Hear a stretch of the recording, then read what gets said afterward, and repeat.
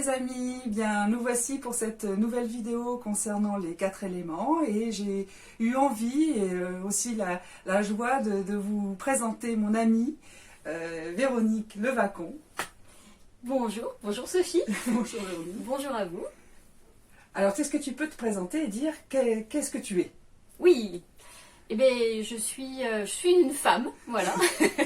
Je suis naturopathe et réflexologue depuis quelques années maintenant. Et j'organise notamment des séjours de jeûne autour des 4 éléments. Et ça depuis aussi quelques années, depuis 5-6 ans à peu près. Et voilà, et ça me tenait à cœur de partager avec toi, Sophie, une conversation autour des 4 éléments d'un point de vue physique et puis d'un point de vue plus psychologique. Tout à fait.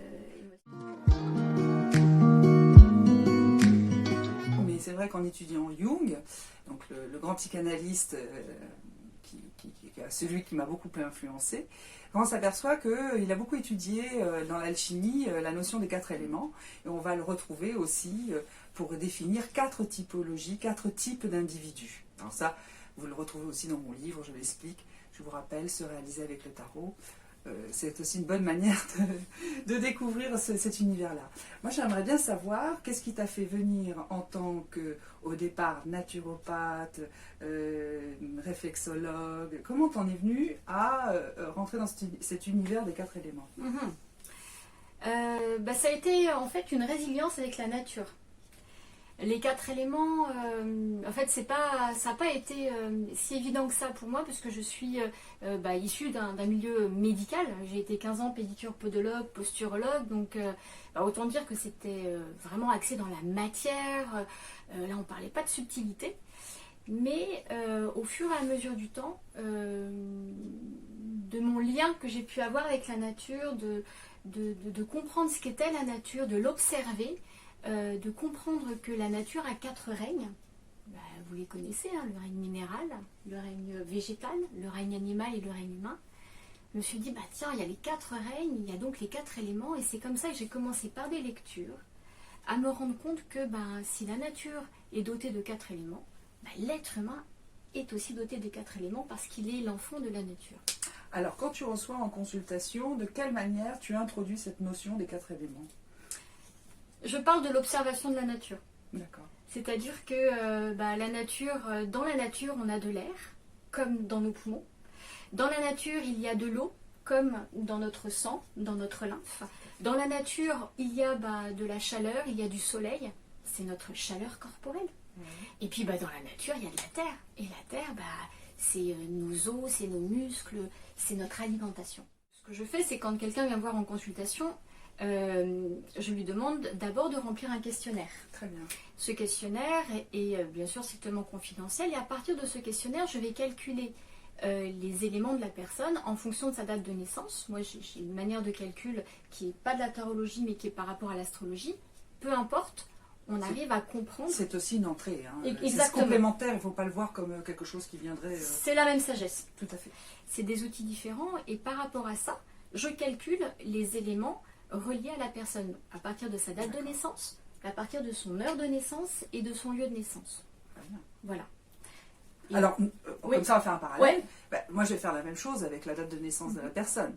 Alors, c'est vrai que dans mon livre, je parle que d'une seule carte qui correspond au jour de naissance, mais pareil, on va avoir le mois de naissance, on va avoir l'année de naissance, et ainsi de suite. On va avoir une base de calcul, et en tout, on va obtenir 13 maisons. Donc, on va avoir effectivement un profil beaucoup plus complexe de la personne avec les fameux éléments, et certains vont être contrariés, vont être en difficulté, et d'autres vont être des éléments, des énergies qui sont propres à la psyché de l'individu. Ce sont des énergies motrices. Hein, donc il y aura des tempéraments ou des types de personnes qui seront plus à l'aise avec 1 ou 2 éléments, et il y aura forcément, donc Jung il va dire qu'il y en a un élément primordial qui est celui qu'on met en avant, celui qui est vraiment le premier, qui est celui qui est très positif. Et forcément, il y en a un qui est un peu son double inversé, et qui est celui qui nous tire vers le bas, et qui est, on appelle ça la fonction inférieure. Est-ce que ça te parle? Oui, tout à fait. De toute manière, que l'on soit avec un élément dominant ou pas, on a tous les 4 éléments en nous. Ça, c'est ce que j'ai remarqué. Même si dans les bases de calcul, je pense que toi peut-être en tarologie tu peux le voir aussi, quand il y a vraiment un élément qui est très manquant, il m'arrive que la personne n'ait pas d'élément, et 0 point, parce que c'est une base de points, 0 point en élément. Mais c'est pas grave, c'est pas parce qu'elle n'a pas cet élément qu'elle ne l'a pas réellement en elle, en fait. C'est ça qui est très important à comprendre, parce que sinon les gens disent mais moi j'ai pas d'air, ou j'ai pas de terre, ou si. Bien évidemment, d'un point de vue calcul, il y a très peu, voire 0 point, mais par contre, elle est quand même constituée d'air dans ses poumons. Voilà, c'est ça. Oui, alors ce qu'on peut dire, voilà, c'est qu'il y a en potentialité, de toute façon, il y a les 4 éléments. Si on regarde dans le tarot, il y a une carte qui nous en parle, c'est la carte du monde. On a une jeune femme au centre d'une mandorle, et aux 4 angles de la carte, nous avons symboliser les 4 éléments. On va avoir en bas l'élément terre qui va représenter, qui sera représenté par un bovin ou un cheval, donc un herbivore, ceci pour dire qu'il est près de la terre, donc il mange des plantes près de la terre, donc c'est un animal terrien, donc ça parle de cette fonction de la terre. À côté on va avoir un lion qui est la fonction du feu, donc l'élément feu, il symbolise le feu, tout comme le lion rayonne, et puis c'est vraiment cette énergie d'expansion. En haut, en hauteur, dans les angles d'en haut, on va avoir l'aigle qui représente l'élément air, parce que c'est un animal qui vit dans le ciel et donc qui est vraiment relié à l'élément aérien. Et puis on va avoir l'ange, sachant que il représente, cet ange, le médiateur entre les plans célestes et la vie terrienne, et donc il est le messager d'amour. Tu sais, il vient annoncer, c'est Gabriel qui vient annoncer à Marie qu'elle est enceinte. Donc l'ange est celui qui est relié à l'élément eau, la coupe, parce que c'est le cœur. Il fait le lien. Il fait le lien, la communication. Oui, tout à fait. Donc, quand on regarde cette carte, qui est donc la 21e carte du tarot, elle représente l'aboutissement de l'individu. Donc, il n'est pas question d'être une personne juste avec 1, 2 éléments, puis les autres, basta. Il est bien question que ce personnage qui est central se réalise sur tous les plans. Donc, tu as raison. Toute personne sur Terre est amenée au cours de son histoire à développer, si elle en a moins, si comme tu dis ça n'apparaît pas dans les marqueurs, ou moi quand on fait un travail en tarologie, eh bien il est question quand même d'aller travailler dessus, le développer, le conscientiser, l'amener, voilà. Alors de quelle manière toi tu fais amener justement un élément manquant? Ah là, c'est une grande question. Comment je fais amener un élément manquant? Alors, en fait, d'un point de vue naturopathique, je vais essayer de comprendre déjà pourquoi la personne est venue me voir. Bien sûr, alors, entre parenthèses, en tant que naturopathe, on a beaucoup de personnes qui viennent nous voir par rapport à l'alimentation. À croire que finalement on a un estomac sur pattes, parce qu'il n'y a pas que l'alimentation. Comme vous aviez compris, l'alimentation est reliée à l'élément terre. D'accord ? Mais ça veut dire qu'on a d'autres éléments et d'autres systèmes qui font qu'on va créer un équilibre. Alors quand il y a un élément manquant, eh bien justement, je pars du principe où les 3 autres éléments sont fraternels les uns avec les autres. Donc je ne vais pas forcément mettre le doigt sur l'élément manquant, parce que ça va créer parfois du stress chez la personne, parce qu'elle n'est pas à l'aise avec cet élément manquant. Mais par contre, je vais essayer de mettre en avant les éléments qu'elle peut avoir et qu'elle peut se servir pour qu'à un moment donné, ça fasse comme une sorte d'émulsion pour que l'élément manquant puisse prendre sa place. L'élément air, il est lié, déjà vous avez bien compris que c'est relié à l'oxygène.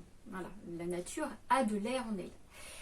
L'élément air chez un être humain, c'est relié à l'air qu'il va être capable d'inspirer, mais aussi de rejeter. Donc le O2 et le CO2. Donc ça revient au système de respiration. Le système de respiration et le système nerveux sont reliés à l'élément air. Ça, c'est très important à comprendre. Alors, quand c'est un élément qui est, par exemple, parasité ou encombré ou énergétiquement bloqué, ça se manifeste comment?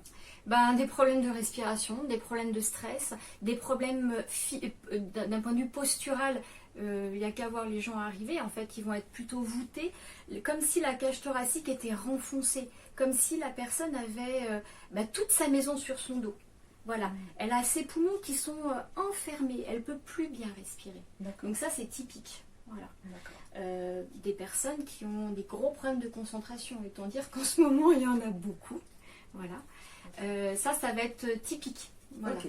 Et alors inversement, quelqu'un que tu vois qui est très à l'aise, qui vraiment, c'est son élément où se développe vraiment bien. Tu sens que c'est vraiment quelqu'un qui fonctionne avec l'élément R. Alors là, tu diras Ouais. comment tu vas le percevoir. Ah, c'est pas évident, mais parce que parfois on est des bons acteurs. Hein. Mais je dirais que quelqu'un qui a un élément R physiologiquement qui circule bien, je vais tout de suite le voir dans sa manière de respirer quand il va me parler, dans sa manière de m'écouter aussi quand je vais dire des choses. Il va pas me couper la parole en permanence. C'est quelqu'un qui va avoir une aisance à prendre le temps d'écouter et à prendre le temps de parler. Ça, c'est très très relié à l'élément R quand il est, on va dire, équilibré. Voilà. Ok. Alors, si nous, on regarde d'un point de vue du oui. tarot. Alors, dans le tarot, l'élément R, c'est symbolisé par, j'ai dit tout à l'heure, l'aigle, mais plus précisément, on va le voir, il y a beaucoup d'arcanes, on va voir notamment la justice, ou alors on va voir le diable. Ce sont des cartes qui portent des épées. Hein. Donc, dès que tu vas voir des épées, ou alors le battleur, il a un petit poignard, on est avec l'élément R. L'élément R représente la fonction mentale, la pensée, le monde de la pensée. De la même manière que l'aigle, tu vois, va dans les hauteurs. Et il a une vision globale de la vallée. Donc, il montre l'esprit qui est capable d'avoir un point de vue, qui peut avoir un esprit de synthèse et voir dans sa largeur. Et en même temps, il a un œil perçant qui peut voir dans le détail, c'est-à-dire voir le petit mouton qui se cache derrière le fourré. Il va pouvoir cibler la proie. Donc, il a, tu vois, à la fois l'esprit de synthèse et le sens du détail. Et ça, c'est typique de la pensée. La pensée, c'est qu'on peut avoir comme ça un esprit de synthèse, on peut vraiment avoir un point de vue global sur une situation et en même temps articuler toute une argumentation spécifiée, déterminée, préciser les choses. Donc ça, c'est vraiment typique du monde de l'air et ça concerne donc comment on pense les choses. Et comme avec une épée, tu vois, avec l'épée, on va couper et recouper les informations. Donc on va éliminer, trier, discerner. Hein, donc tu vois, c'est la pensée qui discrimine le vrai du faux. C'est ce que fait la carte de la justice. Donc après, comme on sait que c'est l'élément qui concerne la fonction, hein, ce qui concerne la manière dont on intellectualise, dont on mentalise, bien on sait qu'il y a des gens, ils vont avoir cette fonction-là plus prégnante, plus forte. Ils vont avoir cette fonction dominante. Donc on va dire que ce sont des analytiques. Tu vois, il va y avoir, en tout on a 4 familles, un individu, on va dire, on va avoir cette première famille qui concerne, tu vois, des gens qui sont plutôt intellectuels, qui sont très observateurs, sont capables de manier des concepts sophistiqués, sont plutôt dans la réflexion. Alors je donne toujours un exemple parce que ça parle à tout le monde qu'on est de la région bordelaise. Juppé est typique d'un analytique. Tu vois, un peu froid, très distant, et qui est très dans tac, tac, il décode, il décrypte, il discerne les situations. Hein. C'est des gens, quand ils ont cette fonction dominante, ils ont un côté un peu froid, ils sont distanciés. Ils vont beaucoup, tu vois, discerner, ils vont relever les défauts, les détails. Donc ça, c'est typique. Alors après, tu vois, il y en a, ils vont un peu plus, quand ils l'ont trop, ils vont devenir un peu psychorigides. Ils vont devenir un peu, oh, la loi c'est la loi, ça c'est comme ça, tu as dit ça. Hein, il peut avoir un côté un peu... Ça, c'est une caractéristique de quelqu'un qui serait trop dans l'épée. Eh bien, tu vois, ça en naturopathie, on appelle des neuroarthritiques. Il y a un terme comme ça qui fait que quelqu'un qui va avoir un élément R pas bien équilibré, il va avoir un faciès qui va être très... vous savez, les gens nerveux, voilà, plutôt un faciès émacié, voilà, nerveux, bilieux un peu, et on les appelle des neuroarthritiques. Et souvent, ils vont avoir des problèmes aussi au niveau des articulations, beaucoup d'acidité. Vous avez déjà entendu parler certainement de l'acidité, le terrain acide d'une personne, et c'est souvent chez les neuroarthritiques. D'accord. Tu vois, on retrouve ce point commun. Ouais. Alors, donc, quand c'est bien développé, ça va donner des gens qui sont très intelligents, ils ont une pensée qui va vite, ils sont capables de prendre des bonnes décisions, ils vont trancher, et quand c'est un peu trop, ils peuvent devenir trop incisifs, trop tranchants, et quand il n'y en a pas, eh bien, c'est un autre élément qui va prendre le côté dominant. Donc pour Jung, on va dire que son pendant, l'envers hein, de quelqu'un qui est dans le type pensée, ben, c'est le type émotion. Donc c'est quelqu'un qui va être très dans le côté haut, on va en parler après, côté, oui. voilà, et qui va être beaucoup plus, va donner plus de prise à ses émotions. Donc on peut dire, voilà, les deux fonctions, c'est les... aussi comme ça, c'est les deux pôles, pensée, émotion. Comme on pourrait dire pour le tarot, ben, la pensée c'est l'épée et l'émotion c'est la coupe. Alors l'élément eau, c'est tout ce qui est lié à l'état liquide, donc le sang et la lymphe. Donc par rapport à la nature, ça va être notamment la sève qu'on peut trouver dans les arbres ou les lacs ou autres. Et donc cet élément eau, il est très important parce qu'il a un rôle d'élimination dans le système humain. Plus votre eau est encrassée, plus vous allez être encrassé. Donc que ce soit dans les émotions, mais t'en parleras bien. Ouais, c'est pareil, on va dire un peu la même chose. Mais que ce soit aussi dans la peau, dans les organes. Et ça, comment on le voit? Eh bien, par exemple, quand on n'a pas faim, on n'a plus faim, on a l'impression qu'on est en trop, il y a un trop à l'intérieur. On a besoin de se mettre à la diète. Mais voilà, là c'est un très bon moyen, quand on a une eau qui est encrassée, de se mettre à la diète. Soit en monodiète, soit si vous avez l'habitude de faire un jeûne d'une journée, pourquoi pas. Mais ça va permettre à notre organisme, à nos organes émonctoires. Tu sais ce que c'est les organes émonctoires? Non, j'attends que tu me le dises. Eh bien, c'est les organes poubelles de notre organisme. Ouais. On va retrouver les reins. Ouais. Pourquoi? Parce que nos reins vont filtrer notre sang et notre lymphe. Donc nos reins vont être extrêmement importants pour justement rendre notre sang et notre lymphe plus purs quelque part, si tu peux employer ce terme-là. On a un autre organe qui sont les poumons. L'organe poumon, les organes poumons, quand on crache, c'est un excellent moyen de décrasser aussi notre système lymphatique. Pareil, les intestins. Foie, intestin, vous connaissez le foie. Hein. Le foie, c'est l'organe le plus important du corps humain parce qu'il a plus de 400 rôles à son actif. Et le foie, il a un rôle antitoxique, donc il va filtrer aussi le sang. Notamment quand on mange quelque chose où on fait une petite intoxication alimentaire, c'est le foie qui travaille, il est en train de purger tout ce que notre sang ne doit pas garder. Donc on a, comme je répète, on a le rein, on a les reins, on a les poumons, on a le foie et on a nos intestins. Nos intestins vont aussi permettre de purger notre corps. Donc en naturopathie, l'élément eau va être aussi très important. Parce que régulièrement, en fonction des saisons, on va donner des cures de nettoyage, des cures de détoxination.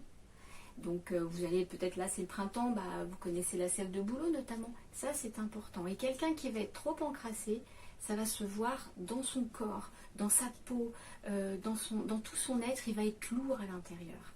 Et donc c'est important vraiment, même régulièrement, de faire un petit nettoyage, je dirais même à chaque changement de saison. Ouais, ce qu'on disait tout à l'heure d'ailleurs. Donc voilà, et ça va être tellement encrassé que du coup il va y avoir un débordement émotionnel. Mais je pense que toi tu peux bien nous en parler. Alors oui, un émotionnel. Alors donc du coup quelqu'un qui va avoir cet élément prédominant, on va le retrouver dans le tarot avec la coupe. Hein. Alors vous avez des cartes très visibles. Vous avez la tempérance, elle brasse des coupes. L'étoile, elle brasse des coupes. Puis il y a d'autres cartes qui n'ont pas de coupe, mais il y a l'élément eau qui est très présent. La lune, il y a carrément une mare, une étendue d'eau devant la carte. Vous allez avoir après des anges qui vont apparaître. Alors l'amoureux par exemple est un arcane de coupe ou d'eau parce que vous avez un ange au-dessus du personnage principal et donc ça nous parle de la fonction eau. Le jugement pareil, au-dessus du tombeau et de l'enfant qui sort du tombeau, vous avez un ange dans le ciel. Donc c'est aussi une carte qui est importante pour l'élément eau. Donc là on va avoir au niveau de la typologie plutôt des personnalités qui vont être très réactifs par rapport à leurs émotions. Donc ils vont se montrer très sensibles. Le bon côté, c'est qu'ils seront facilement dans l'empathie, mais ils sont un peu comme des éponges. Donc ils prennent tout un petit peu à cœur, et selon comment ils gèrent les émotions, surtout dans notre société où on n'est pas très à l'aise, on n'aide pas vraiment les gens à gérer les émotions. Donc on va voir donc des gens qui vont être émotifs, dans des débordements émotionnels, ou alors qui peuvent très vite tomber dans la déprime, la dépression, le côté, comme tu parlais tout à l'heure, c'est très juste, le fait que les émotions, au bout d'un moment, ça nous encombre, elles sont, nous on dira en psychologie, elles sont polluées. C'est-à-dire qu'à l'intérieur de nous, nous avons tout un amas, un entassement d'émotions qui se sont au fur et à mesure des années, avec les expériences, avec le vécu, avec certains traumas. Ça a donné une eau boueuse qui est effectivement toutes ces névroses, ces peurs, ces angoisses, ces émotions lourdes qui se sont entassées et qui parasitent et qui sont vraiment quelque chose qui vient troubler complètement la personne et qui vont donner en bout de course, oui, de la déprime, des difficultés émotionnelles dans la gestion des émotions. Donc du coup, ça va être pour eux difficile, mais quand j'ai des gens qui viennent en séance et qu'on travaille là-dessus, il ne faut pas qu'ils deviennent l'inverse de ce qu'ils sont. Il ne faut pas qu'ils deviennent non émotifs. Ouais, c'est ça, il faut qu'ils gardent cette sensibilité. Voilà, c'est apprendre à réguler les émotions, ce que tu disais. Le fait est qu'un émotionnel doit comprendre que c'est aussi ça qui lui donne une facilité pour être intuitif, capter, percevoir des choses, être psychologue, le côté altruiste, bienveillant. Voilà, c'est la typologie des gens qui vont être vraiment beaucoup dans le relationnel, le contact humain, la bienveillance, la relation avec les autres. Donc c'est des gens, si on leur enlevait ce côté sensible, et voilà, ça fait partie, ça va de pair. Hein. Donc alors là, on va avoir comme personnalité, vous avez compris, hein, l'amoureux, la tempérance, voilà, c'est des gens qui ont vraiment une sensibilité très forte. Et qui doivent apprendre à canaliser, à utiliser à bon escient. Parce que c'est leur émotionnel qui leur donne la capacité à percevoir, entendre des messages, avoir vraiment tout un ressenti très subtil, très fort. Oui, en fait, ils sont très sensibles à l'eau. Dans le sens même où... l'eau des autres aussi. Et l'eau des autres aussi, parce que tout se mélange en fait. Oui. Et une eau, on voit bien, hein, quand on met une goutte d'encre dans une flaque d'eau, tout se propage. Donc les gens qui sont aussi très sensibles, qui ont un élément eau qui est important chez eux, vont être très sensibles au son. Parce que l'eau, ça c'est les travaux de Jack Benveniste, qui était français et scientifique, et qui a mis en œuvre que l'eau a une mémoire. Et l'eau garde en mémoire des vibrations. Et là, ce qu'on est en train de dire, ce qu'on est en train de voir, n'importe quoi, en fait, émet des vibrations et vient pénétrer notre eau intérieure. Donc des personnes qui sont, en naturopathie on dirait flegmatiques, ou qui sont très riches en eau, ces personnes vont être, comme tu disais, très sensibles, mais aussi aux ambiances, parce qu'elles vont être perturbées par ces ondes qui vont venir faire des ondes de vibration. Donc c'est pourquoi moi je conseille parfois aux gens, enfin c'est pas parfois, c'est souvent, de prendre des bains. Des bains alors avec du gros sel, parce que ça nettoie, mais des bains aussi avec quelques huiles essentielles, ce qu'on appelle des bains aromatiques, pour justement drainer, aider cette eau intérieure à ce que la personne se sente mieux. Et ça, il n'y a rien de mieux que de faire des bains de pied, ou de faire un sauna aussi. Ça permet d'évacuer ce trop-plein. C'est exactement les conseils que je donne aux gens qui ont donc ces cartes comme tempérance, étoile, la lune, qui sont vraiment le trio, c'est vraiment les 3 cartes les plus émotionnelles, les plus effectivement en lien avec l'eau. Et pour eux, je leur conseille, comme ce que tu dis, de faire, j'appelle ça la semaine liquide. Ouais, super.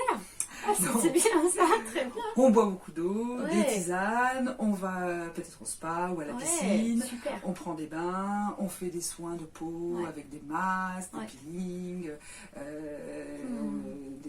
on s'enduit de crème, vraiment d'être dans tout ce rapport à l'eau, l'élément eau, marcher sous la pluie, voilà, des tas de choses qui vont pendant une semaine permettre de vraiment rentrer, d'être en rapport avec cet élément eau et justement d'apprendre à s'acclimater, à le vivre en conscience et plus comme quelque chose qu'on fuit, qu'on n'aime pas, qu'on lutte contre. C'est important. Et en écoutant de la musique aussi. Oui, voilà. Parce que la musique, c'est génial. Quand vous avez un petit coup de mou, trouvez une musique qui vous réveille. Elle vient pénétrer juste votre eau intérieure. Et ça, c'est super. C'est vraiment, c'est des vibrations. Donc entre nous, hein, pour aller un peu plus loin, tout ce qui est ondes électromagnétiques viennent perturber notre C'est intérieur. ça. Et ça, c'est terrible. Si vous dormez avec la Wi-Fi à côté de chez vous, dans votre tête, ou ne serait-ce que votre ordinateur ou autre, débranchez, Ça parce qu'en perturbe. fait, ça perturbe le sommeil et ça vient perturber votre intérieur. C'est clair, c'est scientifiquement prouvé, il n'y a rien de magique, ça fait partie des perturbateurs de l'eau.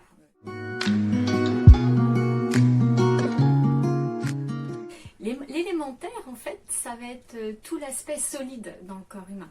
Donc, dans l'aspect solide, ça va être les os, ça va être les muscles, ça va être les cheveux, ça va être les ongles, ça va être, voilà, tout ce qui est solide. Et souvent, c'est ce que je vais regarder quand quelqu'un vient me voir en naturopathie. Je vais regarder la qualité de ses cheveux, de sa peau. Et parfois, là, je vais déjà avoir des petits signaux, savoir, tiens, même avant de voir si la personne, elle est à l'aise dans cet élémentaire, de regarder dans quel état son aspect physique solide. Et c'est ça que je vais regarder. Donc quelqu'un qui a, à l'inverse, pas d'élémentaire, et qui, il aura des cheveux quand même. Hein. C'est ça. Qu'est-ce que tu vas voir, quelqu'un qui serait en manque de terre? Alors, souvent, un manque de terre, c'est des gens qui sont en manque de minéraux, qui vont être en manque d'oligo-minéraux, de minéraux. Et ça, de magnésium, de calcium. C'est très simple. Hein. C'est qu'on manque de minéraux. Ouais. Donc, on a besoin de se recharger. Et souvent, je donne des minéraux aux personnes qui viennent me voir. Donc ça peut être par exemple de l'eau de Quinton, l'eau de plasma de Quinton qui est extrêmement riche en minéraux. Elle a exactement le même plasma que notre propre plasma sanguin, donc elle a tous les minéraux qui conviennent. Donc là, la première des choses, c'est que je vais donner des minéraux aux gens qui sont en manque de terre. Ça, c'est très vrai. Ok, alors on peut peut-être maintenant parler de la psychologie de celui qui a l'élémentaire en psychologie jungienne, dans notre approche en tant que psychanalyste. Alors, quelqu'un qui a de la terre, c'est du denier dans le tarot. Le denier, ça représente un beau sou, hein, on va dire. Voilà. Donc ça parle bien, c'est souvent aussi le rapport à l'argent. Hein. C'est-à-dire tout ce qui est l'élémentaire, comme tu as dit, c'est tout ce qui est des gens qui vont être beaucoup dans l'ancrage, des gens qui vont être beaucoup dans le concret, des gens qui vont être beaucoup dans le côté pragmatique, qui ont besoin de preuves, qui ont besoin de choses, ils sont solides, il faut que ça soit tangible. Donc ils ont un côté efficace et ils vont savoir bien se débrouiller avec, tu vois, toutes les fonctions de la vie quotidienne. Organiser les choses, que ça soit bien structuré, faire fonctionner les objets, ou voilà, quelqu'un qui a de la terre, c'est quelqu'un d'efficace, de pratique, il a quelque chose, voilà, d'organisé, ou voilà, il sait faire avec les objets, avec les choses, il sait gérer. Quelqu'un qui, à l'inverse, n'en aura pas. Donc tout à l'heure, on a vu l'inverse, tu sais, je t'ai dit par rapport à l'air et l'eau. Et bien là, l'inverse, ça va être quelqu'un qui sera très intuitif, donc très un peu, du coup, irrationnel pour un pragmatique concret, tu vois. Donc un voilà. Les arcanes qui correspondent, ça va être évidemment l'empereur, le soleil. Le soleil, c'est un gros denier, c'est un gros astre en fait. L'empereur, il a un petit médaillon sur son poitrail, et puis il tient le globe terrestre qui est la Terre. Voilà, puis tu vas avoir aussi la roue de fortune, il y a pas quelque chose de terrien parce que c'est en forme de cercle. Donc tu vas la voir après dans la maison de Dieu où tu as des tas de pastilles colorées qui sont comme des deniers en fait. Donc c'est aussi une carte qui est très reliée à l'élémentaire. Donc voilà, les terriens, ceux qui sont donc avec l'élément denier, ce sont des, je dirais, concrets, des gens concrets. Tu vois ? Voilà, ça c'est typique. Donc avec eux, c'est rassurant, c'est sécurisant. Mais du coup, dans le côté, quand ça devient un petit peu too much, c'est des gens qui vont être beaucoup attachés à tout ce qui est la matérialité. Donc pour eux, gagner de l'argent sera important, et ils auront besoin que les choses soient bien organisées. Je pense à mon cousin, je dis toujours, si on part au pique-nique, il va penser à tout, quoi, tu vois, ce côté... tout est programmé, planifié, pas de surprise. Oui, dans l'excès, je comprends. Oui, quand je disais que ça peut être comme ça. Donc oui, le côté denier va donner quelqu'un qui va peut-être parfois être trop aliéné aux fonctions corporelles. Il veut, il veut bien manger, donc il prévoit tout le repas, et il ne peut pas rester dans l'idée il ne peut pas improviser, il faut que le repas soit prévu à l'avance, tous les repas de la semaine par exemple. Tu vois, il y a un côté... très discipline, du mais coup, poussé à l'excès. trop dans le côté la matière. Ouais, c'est ça. Hein, ça c'est quand il y en a trop. Et donc il ne donne pas de la place à la fantaisie, à l'improvisation, ou à quelque chose de beaucoup plus illogique ou irrationnel. Tu vois, Ouais, ça c'est typique d'une personnalité. Mais dans le bon côté, après c'est sécurisant, c'est des gens solides, bien campés. Alors parfois aussi, ce côté bien campé, ça peut donner des gens qui veulent avoir raison, qui peuvent être un petit peu caractère empereur, peut être comme ça. Quand il est trop, à vouloir un peu imposer ses points de vue et être un petit peu trop, tu vois. Oui, puis l'empereur porte bien son nom. Voilà, ça dit bien un petit peu le genre. Mais c'est vrai que par rapport à ça, tu vois, je vois que quand les personnes viennent me voir, et comme je le disais tout à l'heure, c'est vraiment pour l'alimentation. Ils viennent me voir pour l'alimentation. Et parfois, eh bien, quand je vois leur questionnaire, je dis mais c'est pas mal ce qu'ils font. Et souvent, c'est des gens qui ont un excès de terre. Donc, ce qui est très bien, c'est parce que ils mettent à profit en fait une bonne alimentation, ils font du bio, ils font du do it yourself, là, tout faire soi-même, c'est très bien, mais on n'est pas que de la terre, parce que souvent c'est des personnes qui, quand je les vois en consultation, en fait je n'ai rien de plus à leur donner comme conseil alimentaire, parce que c'est déjà très bien, mais par contre il faut qu'ils accueillent les autres conseils que je peux leur donner au niveau des autres éléments. Et souvent, ils ne font pas beaucoup de place à ça. Donc, c'est un petit peu ce que tu disais, d'être un peu obtus ou de vouloir tout matérialiser, alors qu'on n'est pas qu'un monde de matière, quoi. C'est ça.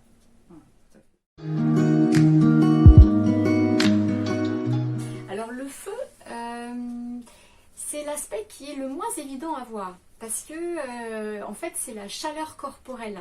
C'est l'aspect calorifique. C'est le sang, c'est la température du sang, quelque part. Donc c'est vrai que concrètement, matériellement, ça ne peut pas se mesurer. Par contre, ça va être plus dans l'hygiène de vie, dans le sens où ce que la personne va mettre en place pour se mobiliser extérieurement. C'est-à-dire le sport, la bonne activité physique. Mais la bonne activité physique, pas l'activité physique où elle sort du boulot, elle va faire du sport, à se faire un claquage. Et ça, c'est faire quelque part du mauvais feu. Par contre, c'est faire l'activité physique qui permet de mettre en mobilisation tout son corps et en même temps les trois autres éléments. Donc c'est là-dessus où je vais bien intensifier. Et une deuxième chose, c'est encourager les gens ou alors peut-être le voir, encourager les gens à faire une activité pour laquelle ils ont à cœur de la faire. C'est-à-dire mettre du cœur à l'ouvrage. Parfois, on peut être dans un activisme, à faire beaucoup de choses, mais si on ne met pas du cœur dans ce que l'on fait, on ne travaille pas avec l'élément feu. Donc souvent, quand je dis aux gens, l'élément feu, c'est faire du bon sport, c'est-à-dire mettre sa conscience dans ce qu'on est en train de faire. Si je fais du pilates, si je fais du yoga, je me concentre dans l'activité que je suis en train de faire. Ou bien, si je fais de la peinture ou du modelage, c'est mettre toute ma concentration dedans pour comme augmenter la chaleur corporelle, si je puis dire. C'est plus énergétique à ce moment-là. Et là, on vient toucher quelque chose de subtil au niveau du feu. Je ne sais pas comment toi tu à la différence de toi, moi je repère très bien les actifs. En fait, les typologies donc, là, avec l'élément feu, c'est les cartes où il y a du bâton. Alors, chariot, ce que tu es. Les cartes où ils tiennent un beau bâton, le mat, vous allez voir des individus qui vont être effectivement très animés par cet élément feu. Et ça va donner alors à la fois des gens actifs, donc entreprenants, dynamiques, qui vont de l'avant. Je comprends ce que tu dis, explique par rapport à l'activité physique. C'est pas tellement être actif pour être actif, mais ça soit mobilisé pour un projet. C'est souvent des gens qui ont besoin de se lancer un défi, un but, un objectif, qui ont besoin de réaliser, se dépasser, donner le meilleur d'eux-mêmes. On va le retrouver vraiment dans ces typologies-là. Donc ça concerne en tout cas le feu, tout ce qu'on va comme le feu se répand, effectivement, ce côté, c'est la nature en expansion. L'univers est en expansion, et quand on voit au printemps comment voilà, tout bouge dans tous les sens, c'est vraiment cette intense activité, et c'est lié à la créativité aussi, tu vois, c'est lié à l'esprit d'initiative, le fait d'impulser les choses, donc il y a beaucoup cette énergie-là. Donc voilà, tu le repères parce que c'est des gens qui ont besoin de résultats et qui veulent tout de suite, surtout quand tu fais un travail psychologique, eux ils veulent des réponses, ils veulent qu'on mette en place quelque chose. Oui. Ils veulent un plan d'action, ils veulent ou répondre à une situation par un acte. Alors que souvent dans la psychologie, et surtout dans l'approche jungienne, on dit il faut laisser advenir le soi. Donc il faut lâcher prise, il faut accepter, il faut suivre un rythme propre à l'individu, qui n'est pas forcément, on n'est pas le même timing que la personne, elle a décrété, c'est maintenant, elle veut y aller, elle veut obtenir des résultats, elle veut du succès, elle veut de la réussite dans ce qu'elle entreprend. Hein, donc, alors c'est des super personnalités parce qu'elles ont côté, elles impulsent, hein, comme tu disais, le mouvement, ce sont des gens souvent fort leadership, des gens qui vont de l'avant, voilà. Mais quand c'est trop, ça peut devenir hyperactif. Oui. Ça peut devenir, et puis qui ne savent pas lâcher prise, et qui vont être voilà, dans le côté très, tout de suite il faut quelque chose, ils ne pourront pas se poser, ils auront peut-être du mal pour méditer, ou du mal pour se détendre, ou pour attendre, donc ça fera travailler ça. Mais le bon côté aussi, c'est souvent des novateurs, c'est-à-dire que tout leur côté créatif, ça leur donne, alors pour Jung c'est l'intuitif, c'est-à-dire c'est quelqu'un qui va avoir des idées, qui va savoir improviser, qui va avoir une inspiration nouvelle, qui va avoir, tu vois, ce côté aussi qui est capable de suivre une intuition, ou ce qu'on pourrait appeler aussi un instinct. Hein, un bon instinct qui fait que tu sens le truc, ça c'est assez bon, il faut aller par là, ça c'est typique d'une personnalité qui va avoir du feu, enfin du bâton, qui est donc la fonction dominante pour lui, c'est-à-dire qu'il a une forme d'instinct, d'intuition qui sait là où il peut aller.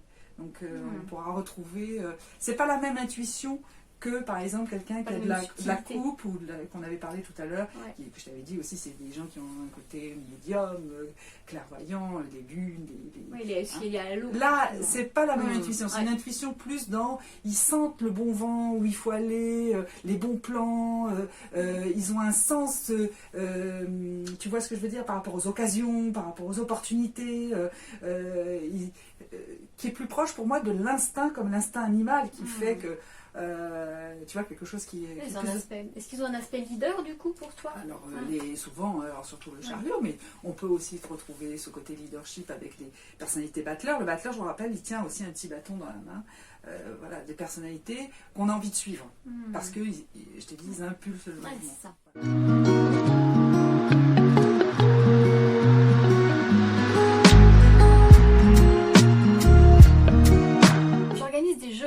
Autour des 4 éléments, donc ça dure une semaine. Voilà, c'est des jeûnes hydriques et ça se passe en nature. Ça c'est très important. Comme ça, on peut contacter les 4 éléments. C'est très important. Et chaque jour, on va traverser un élément. Donc ce sont des jeûnes créatifs parce que dans l'élément, on va créer des choses en lien avec l'élément. Donc ça permet aussi d'occuper le mental. On en a besoin en jeûne. Et puis après, vous pouvez me retrouver aussi en consultation. En consultation, tu consultes où? Alors, je consulte au Bousca. Voilà, donc j'ai mon cabinet au Bousca. Des consultations de naturopathie, ce qu'on appelle des bilans de vitalité, où je vais partir sur les 4 éléments. Et puis, je fais aussi des consultations de réflexologie vectorielle. Alors ça, c'est super. Moi, j'ai été vraiment un de ces premiers... plus que cobaye. T'as été les cobayes. Voilà. Ouais, mais j'ai pu vraiment... alors ça, c'est vraiment une technique que je trouve qui est un peu comme au Karcher. Hein. C'est vraiment du déblocage, du nettoyage en profondeur. Ça fait remonter beaucoup de choses. C'est assez fort. Hein. C'est pas une technique douce comme du massage. Hein. Ça envoie, hein, mais ça libère, c'est très libérateur, et ça je vous souhaite de faire cette expérience avec Véronique. Bah oui. Voilà, et toi Sophie, alors moi ce que je propose, c'est que bientôt il va y avoir le cours sur les 22 arcanes majeures qui aura lieu en juin, le 18, 19, 20 juin. C'est un lieu, c'est à Blanquefort, donc c'est un centre d'hébergement et de salles de séminaire. Donc si vous venez de l'autre bout de la France, vous pouvez venir rester sur ces 3 jours. C'est un programme assez chargé, on étudie la symbolique des 22 arcanes majeurs. Je reprendrai ce que j'explique un petit peu dans mon livre, mais beaucoup plus détaillé, les liens avec les contes, la mythologie, la psychologie jungienne. Voilà, c'est vraiment comprendre comment cet outil est très complet et peut n'importe quel thérapeute, toi, enfin je sais que tu es très, très sensible à cette approche, mais d'autres thérapeutes de d'autres disciplines peuvent apporter cette corde à leur arc en utilisant le tarot aussi, est un bon support pour développer une approche dans la relation d'aide. Ça c'est un bon complément. Voilà, donc je vous mets les dates de Véronique, les miennes, et on se retrouve bientôt pour un nouvel échange sur une nouvelle thématique. Au revoir les amis. Au revoir, merci. À bientôt. À bientôt.